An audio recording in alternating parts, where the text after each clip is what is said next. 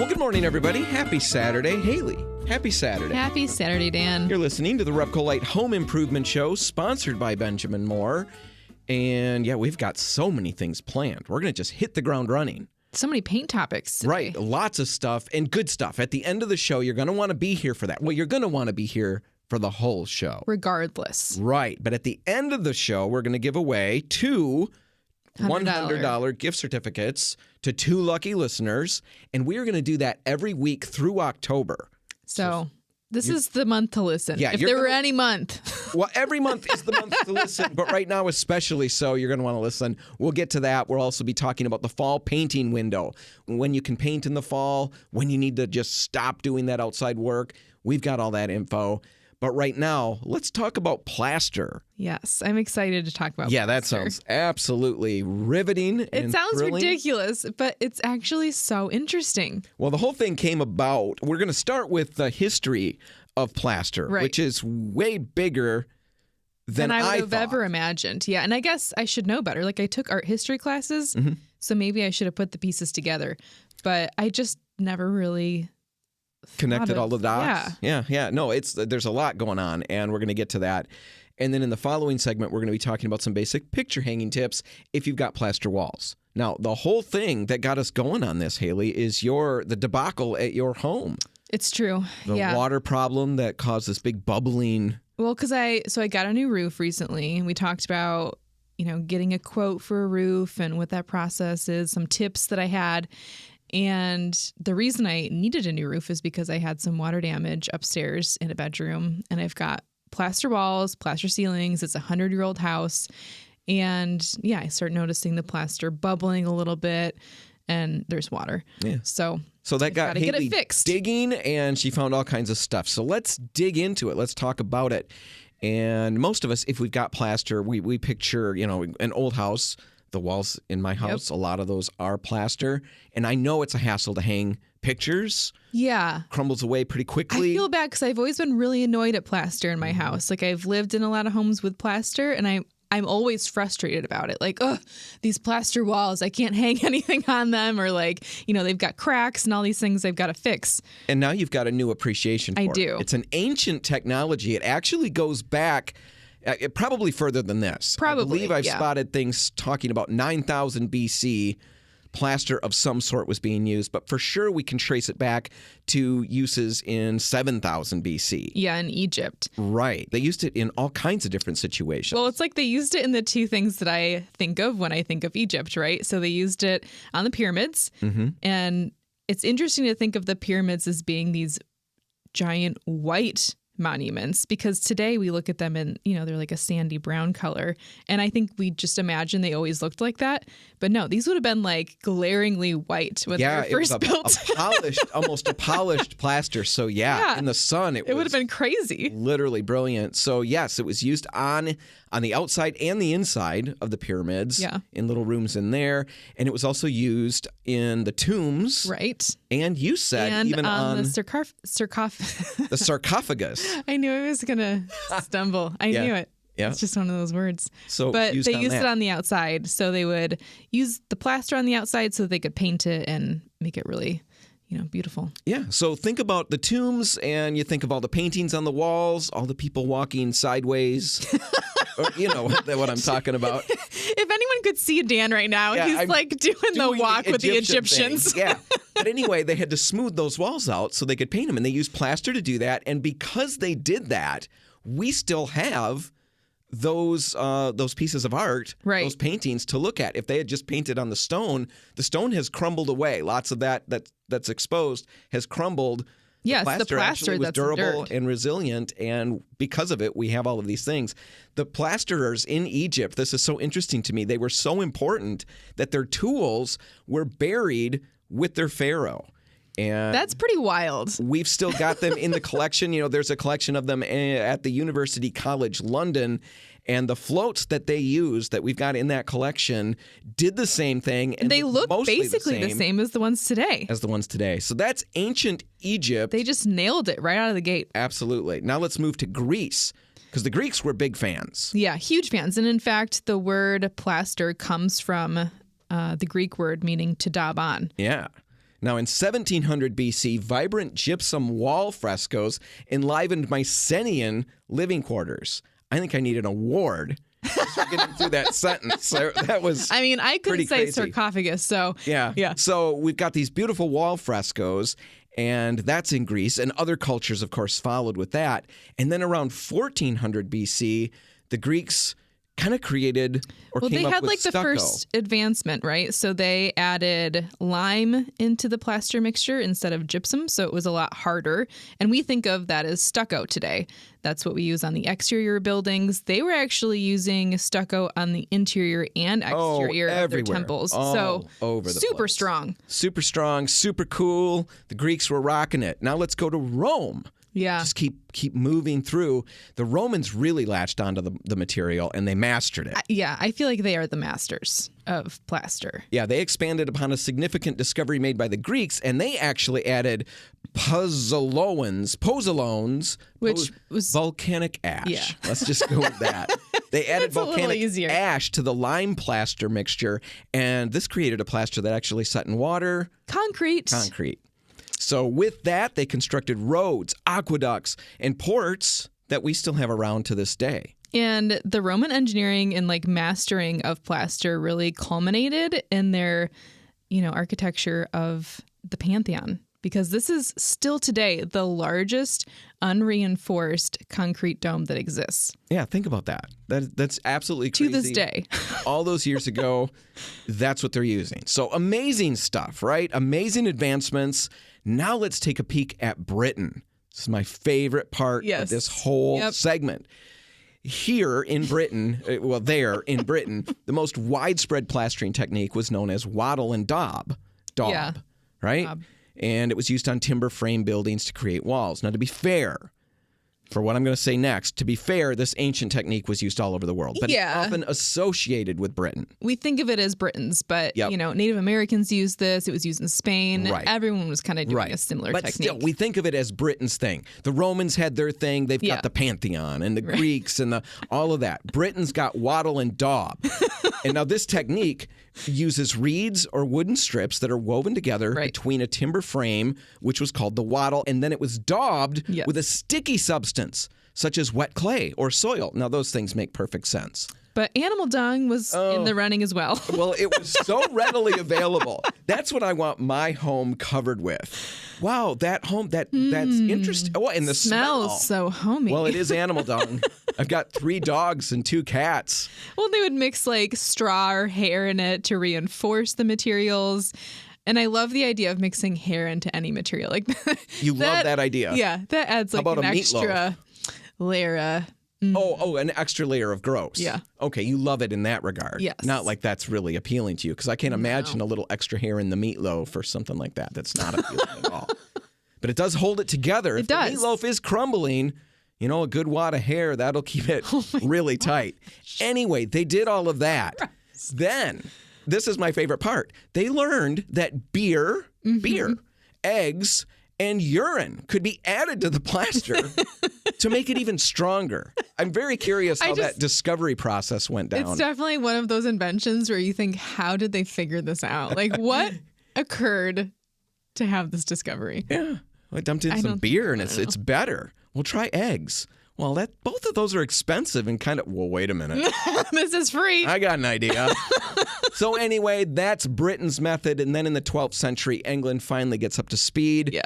And really it's just because of necessity. Open fires are being used all over the place, and there's timber buildings covered in reed. It's not a great combination. No. So fires were having of course a lot of fires. problem. Yeah. And plaster really had started to become known throughout Europe for its fire-resistant characteristics. So in the late part of the 12th century, Henry Fitz-Aylwin, the first mayor of London, he ordered that all cookshop sites be plastered. And then in 1212, a huge fire comes around and destroys many buildings along the Thames and spreads onto the London Bridge. Fortunately, that had been rebuilt recently. So it was stone and didn't burn to the ground, but a lot of the buildings along the London Bridge did burn down, and those were the buildings that were meant to help pay for the reconstruction of the houses and all of those. So, this is really bad. Yeah. So when that happens, King John, he endorsed Henry Fitz-Aylwin's order and declared that shop owners around the Thames and the London Bridge must absolutely must whitewash and plaster inside and out any single house that's covered in reed or rush. And they only had 8 days to do this. Get and if on they it. didn't, it was going to be destroyed. Right. Get on it, or we're coming to tear your house down. That's how it worked. He further ordered that all houses in which brewing or baking was done also had to be plastered within and without so that they'd be safe from fires. Yeah. All right. Now, at this point, the plaster in England was largely just used as a practical building material. But then, in 1254, the new king, Henry III, not to be confused with King Henry VIII, who went through a lot of wives, if I'm remembering correctly. King Henry III, yeah, he's known for that. Not that king. He goes to Paris and he spots all this beautiful ornamental plaster work. Yeah, he's so impressed. He's like obsessed with the plaster in Paris. And so he brings those techniques to England.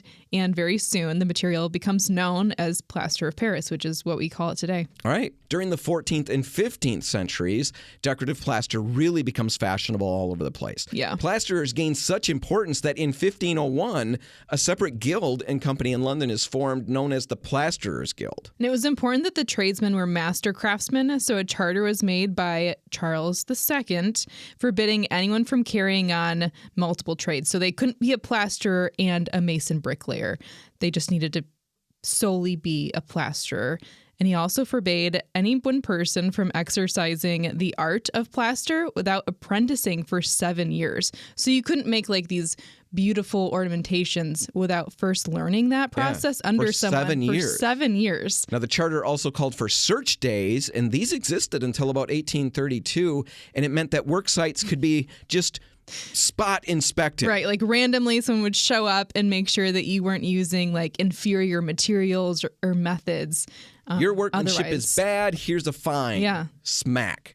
There it goes. I kind of feel like they should still do that today. No, I think a lot of us still experience that when we work on job sites. A lot of people show up, and while they don't inflict fines upon us, they do criticize our workmanship.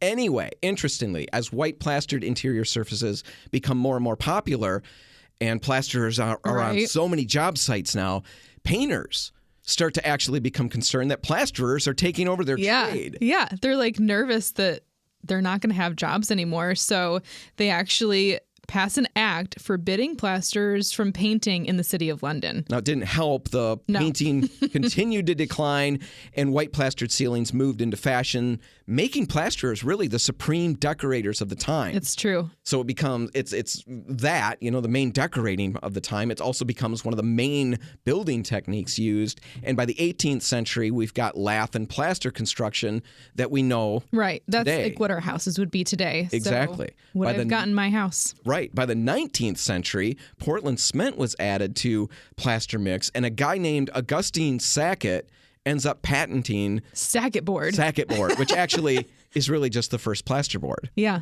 And then lath and plaster continued to be the main building technique until the 1950s. And that's really when skilled labor became hard to find because of wars, and plasterboard was easier and cheaper to install. So finally, plaster was replaced. And there you go. Now, while drywall right now is the dominant building technique, maybe we'll go back to the animal dung and urine.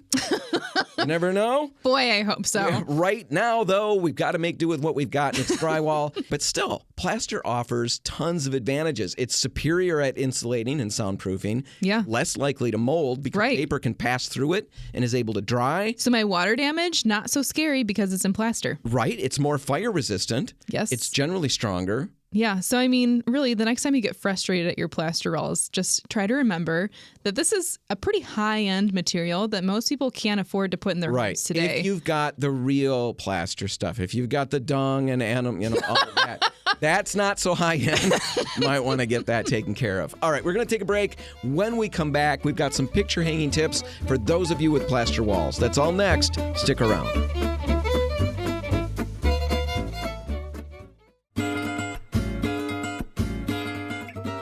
And we're back. You're listening to the Repco Light Home Improvement Show, sponsored by Benjamin Moore.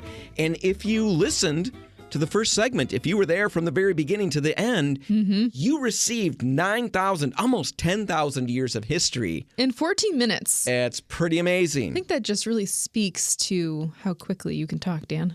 I am. I'm trying to talk slower. but it's very difficult for me to do. So, well, when you've got to cram 10,000 years into 14 minutes, it's a real gift. It takes a special person to say it, a special group of people to listen, and the audience is a special group of people. Anyway, because that took so long, let's just talk about hanging pictures. Because it can be a real challenge if you've got plaster walls. You've hung art and you end up with walls that look like they've been through like a drive-by shooting. Yes, I know. There's holes everywhere. We had another segment, probably a year ago, where that's how I described the walls. Yeah. Took me a bunch of I was trying to find the space to, the right place to hang it. That was the point of that one. But really, bottom line, I chipped out so many spots. It looked like somebody drove by and just peppered the house. So thankfully, the art I was hanging was big enough to cover all the bullet holes, the nail holes. So there's no big problem. But every now and then, I'll go to just hang a single thing. I'll get it right the first time, and then I create this great big divot. I pound my nail in. The nail bends because it's not suitable for the hardness of plaster. Right. So I get a new nail, same kind. Try it again. And yeah, what is that about insanity? Anyway, pound that one in. That one usually goes in, but then a big chunk of the plaster flies out. I gotta fill that. Or the nail just gets loose immediately and tips over the moment you hang something on it. Lots can go wrong. It's not the same with drywall. Drywall's pretty straightforward. Yeah, super easy. How do we deal with plaster? Now let's start with small pictures, things up to about a pound, because Haley has an interesting solution for this. Yes. You've thought that I was ridiculous in the past when I told you this, but I use thumbtacks, just little brass push pins, to hang most of my art in the house. And it works. I've used it for years. Nothing's ever fallen down, and they can hold up to a pound. And when we're talking about prints, I mean, really, that's quite a bit of weight.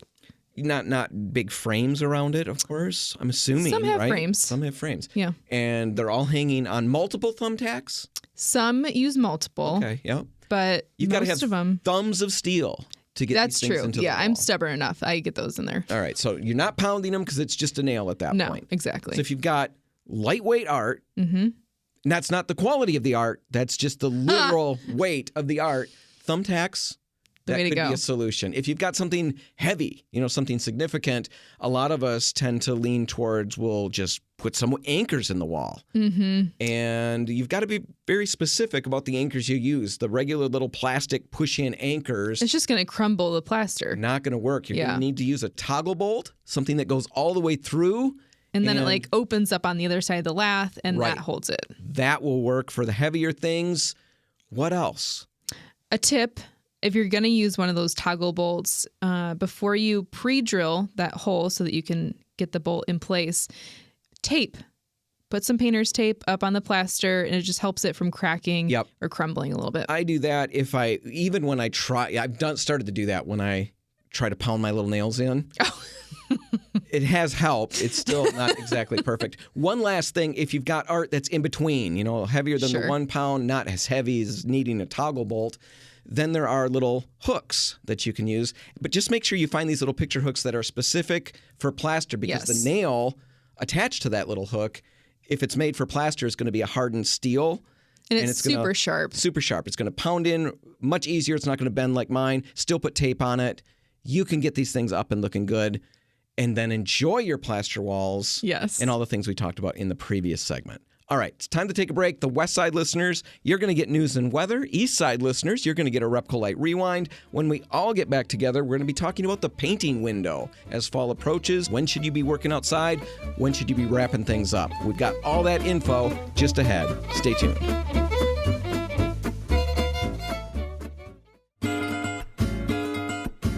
Well, Haley, we have had, this past week at least, some amazing fall weather.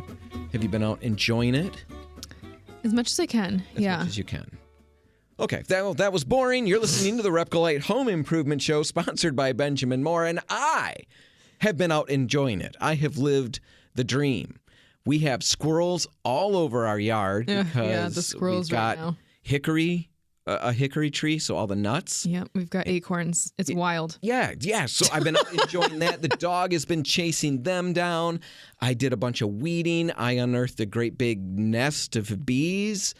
And yes, what? I was swarmed. And people driving by, they can't see the bees. So you're just dancing around the yard. Right. And then that embarrassed me. And so then I tried to take it calm and just deal with the stings, because I'd rather swell up than look stupid. Wow. So anyway. It's amazing that you still host this show then. I know. Oh, thanks a lot, Haley. I'm sorry. I have had a big fall and having a lot of fun. So I'm glad that you've gotten outside and gotten stung. That's what I was looking for. Some kind of something fun, because we want to talk about fall painting. Yes. We are heading into this great season. We're starting to see the temps start to drop at night and all of those things.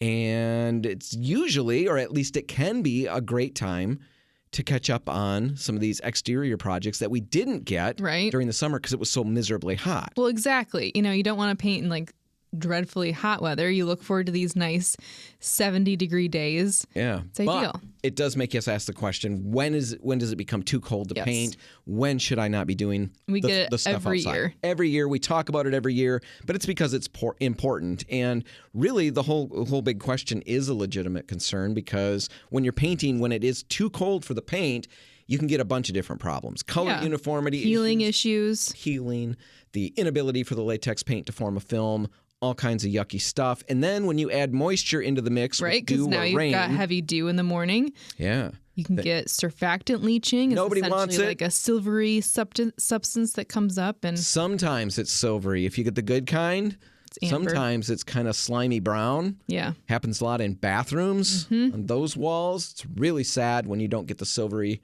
at least the fancy kind there. But you don't get this.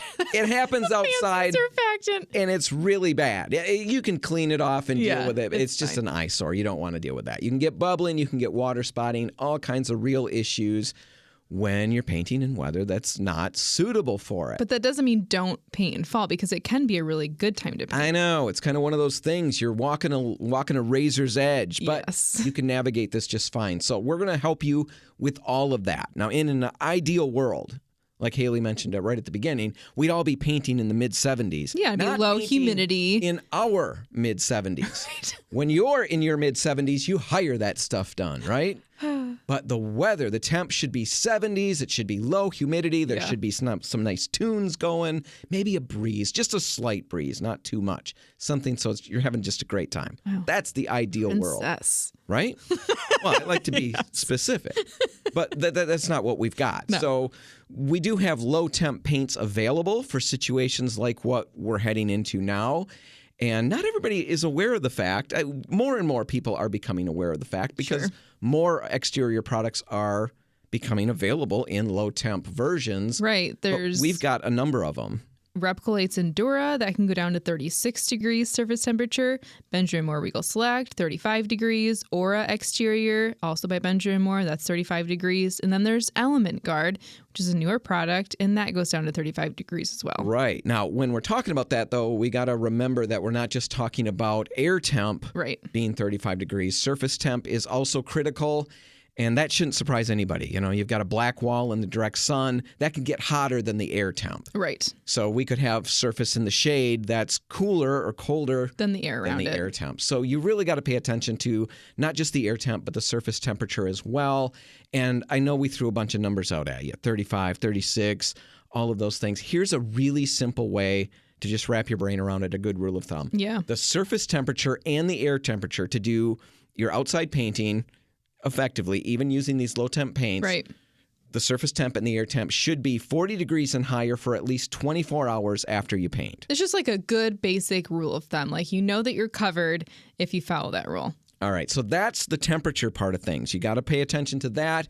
Let's talk about the other main consideration, which is moisture. Yes. And as with all painting, of course, we've got to have a surface that's dry. And that can be an issue depending on the porosity of the substrate that you're working on. It can take a number of days to dry out after a heavy rain. But then you also have to think about, after something's been painted, making sure that it doesn't rain soon after it's been applied. Right. That surface needs to stay dry, ideally overnight, before you end up with the rain that Haley's talking about, or even a heavy dew, because both can lead to bubbling in the paint film, the surfactant leaching that we talked about, and so on. And that's where we do have a product that we kind of want to hit pause on all the stuff we're talking about just to highlight. And we mentioned it already. It's Element Guard from Benjamin Moore. Yep. It'll go down to 35 degree temps, so low temp like everything else. It's brand new as of, I think, this spring. Yeah, it's a much newer product, and it's kind of taken the market by storm a little bit, because it's the only paint that I'm aware of that after 60 minutes of being applied, it's totally water resistant. It can rain and it's fine. Right. Any moisture is going to be fine as long as it's had 60 minutes to dry. That's and nothing. Completely unheard of. Everything else takes overnight. Exactly. You want like at least 24 hours ideally. 48 if you can get it. Exactly. You're always looking for that. With Element Guard, you've got 60 minutes. And I've known of, painting contractors who've had entire exterior jobs have to be redone because a sudden rainstorm came through in the fall or something like that. Well, and we live in Michigan. The weather app's wrong all the time on my phone. It drives me crazy. Yeah. Element Guard is a safeguard against all of that. So if you've got heavy dew, no problem. Even rain, 60 minutes afterwards, you're good. No real problem. I don't know of another product like that. So it's the ideal spring and fall exterior paint. It's reasonably priced on top of it. Yeah, exactly. Really not another reason to use something else. Keep that in mind if you have projects going on outside. So moisture, temperature, those are the main concerns and some of the paints that you might want to consider. In the little bit that we've got left, let's talk about the painting window itself. When should you be doing this?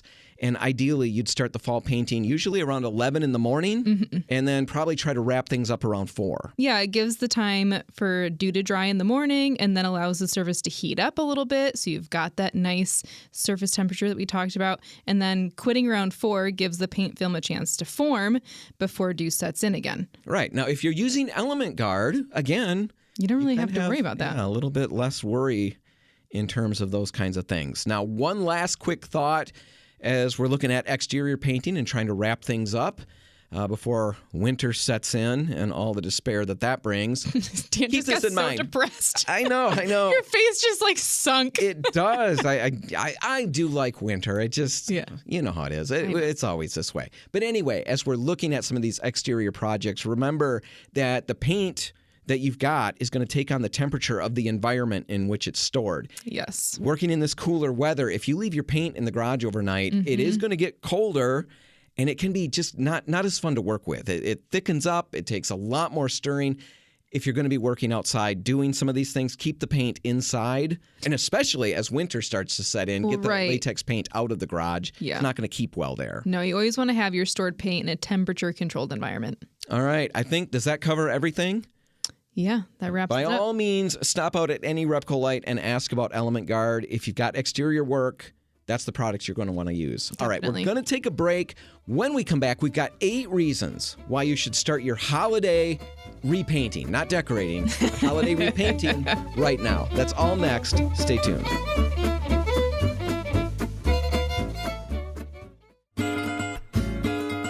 Well, Haley, it's September, middle of September. It's time to talk about decorating for the holidays, right? Doesn't that just feel completely wrong? I don't like that. Nope, that is not where I want to go. Let's just say decorating before winter. Well, I guess what I wanted to say is just fall. What I want this topic to be, this segment to be, is 8 reasons to repaint for the holidays now. Now, I'm not talking about getting decorated for the holidays. Okay. This isn't putting all the Christmas tree stuff out or the Thanksgiving stuff. Do you know I heard Christmas music the other day? I know. It's September, people. I know. It's crazy. That's not what we're talking about. No. We're talking about if you do have repainting to do, now's the time to do it. What we normally see, in the stores, and I'm sure as people, I feel this. I do the same thing. I get tied up with other stuff and I'm enjoying fall. And then all of a sudden, Thanksgiving is like next week, it feels like. And, well, shoot, I've got people coming over. I should have touched that wall up. I should have done this. And so it's just chaos trying to get things done. Or I don't do it, and then I spend the whole Thanksgiving meal apologizing to everybody who's over there. I know that nail hole over there should have been filled. I'm that person. Anyway, what I'm trying to talk about right now is 8 reasons why now's the time to tackle some of these things if you've got them coming up. And here's the first one, and it's kind of a big one. You've got time. Yes. And that's very obvious, but we can break it down. Time to choose the right color. Let's start with that. Time to choose the color the right way. Because that's huge, and it does take time if you're going to do it right. A lot of people like to come in and are kind of rushed, right? We all kind of operate that way. We just want to get it done now. But really, choosing the right color is a multi-step process. Right. You want to look at the color in your lighting. You don't want to choose your paint color for really any project just by looking at the chips in the store, in the lighting in the store, and making your call that way. You want to go home and take a look at it.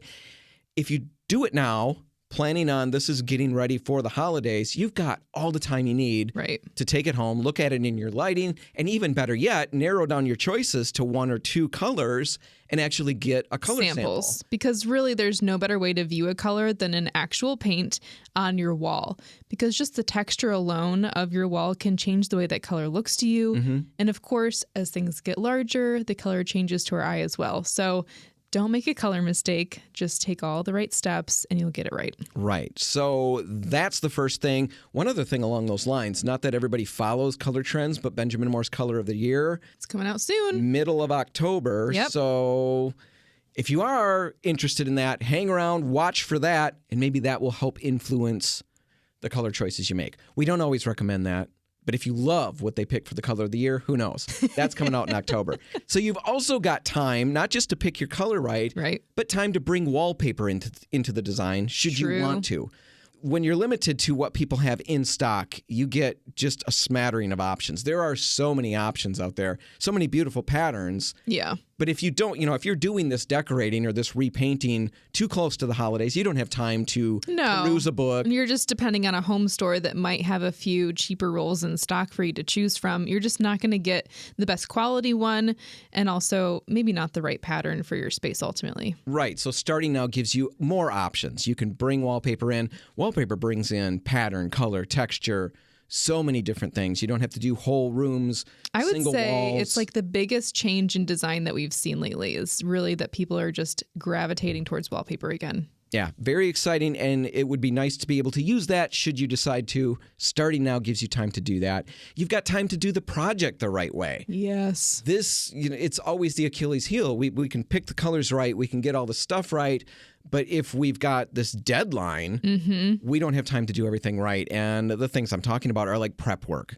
Good prep work is absolutely fundamental for a project. Yeah, and no one wants to wash a wall, but a lot of times we think we don't have time to do those things either. Just a lot of times we set ourselves up and we don't have time to do those things. Yes. So we've got to make do with what we've got. And then you deal with problems because the prep work is important. Washing the walls and letting them dry. I don't know how many times I've brushed through cobwebs. Oh, yeah. And now it's in my paint. Yeah. It's in my finish. It's a mess. It's ridiculous. Just because I didn't take the time. Washing the walls down, that's important. But even down to filling nail holes, sanding your trim, if that needs to be scuff sanded or something like that. All of these things, filling nail holes, that spackle takes time to dry. Right. You've got to give it that time. And then sanding it and doing all of those steps. Starting now means you've got time to do everything right and not feel rushed. All right. Finally, you've got time to get everything back together before people are over. So no rushing that way. That's the first one. You've got time. Second reason you want to start this now. The pressure's off, right? I mean, if you don't have this big dinner that's looming in the future, no parties or events coming up that you've got to attend elsewhere, again, more time, but you don't have the pressure. Right. None of the holiday busyness is happening right now. That's a really nice thing. So that's reason number 2. Reason number 3, maybe it's a little bit weird, but you can open the windows and you can ventilate right now. That is nice. Even water-based paints have an odor, and some people really don't like it. Some of us really love it. Some people don't. But this way you can open those windows and ventilate. Some of us really love it. I love the smell hilarious. of fresh paint. It makes me feel like everything's clean. Sometimes I just leave a can open and it makes me think the house is clean. Gosh. I know that doesn't make psychological sense. I'm a person that opens windows, so I appreciate this tip. Well, yes, the further we go into the year, you can still open them. Yeah, but it's cold. It's way worse. So now you can open those windows and ventilate. That's great. Here's another reason, reason 4. You've got an increased workspace. True. If you're going to do something like cabinets where you need the garage to lay things out, put things on sawhorses, and actually do it the right way.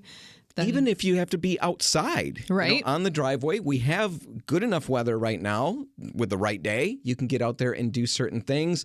Once it starts to get really cold, once all of that starts to move in, yuck, all of a sudden, all you've got is what you've got in the house, your basement and your main living area. That's true. Think about that. Increased workspace, that's reason number 4. Reason number 5, better lighting.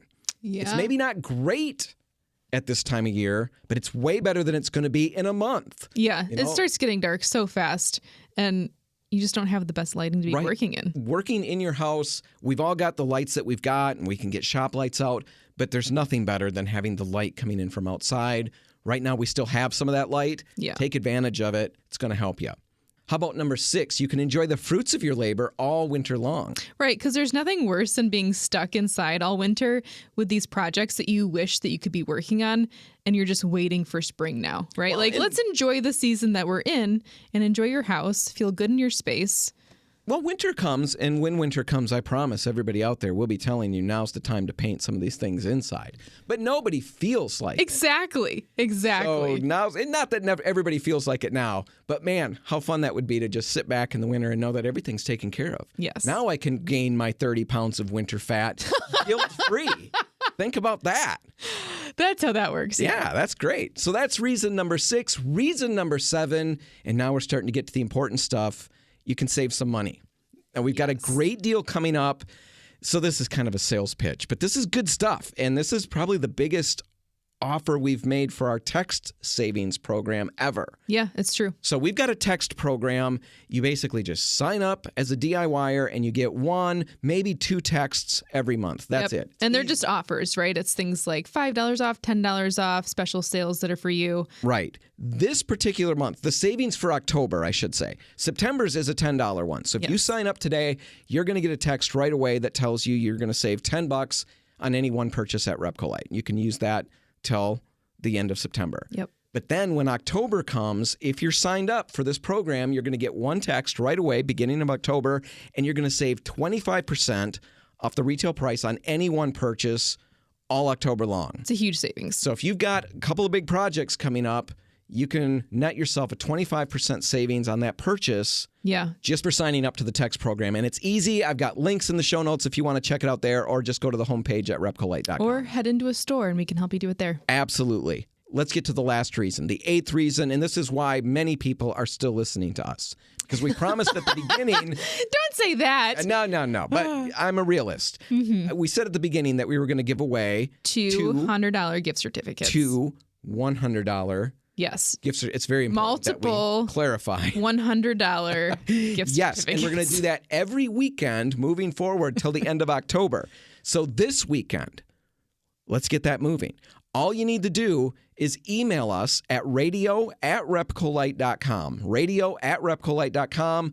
We'll take the 3rd and the 10th name. Right. You can say anything in that email that's kind and polite. Kind. You don't even have to say anything. Just send us your emails, radio@repcolite.com. We'll take the 3rd and the 10th email and let you know right away if that's you, and you'll win the $100 gift certificate to Repcolite. We'll pick 2 of you, and then next week we'll do it again and again and again all the way through October. And that way, just think of that. You can take advantage of that text savings program and use this $100 gift certificate. I mean, you could really get some work done. Yeah, absolutely. Now's the time to tackle these projects. Don't wait till you're closer to the holidays.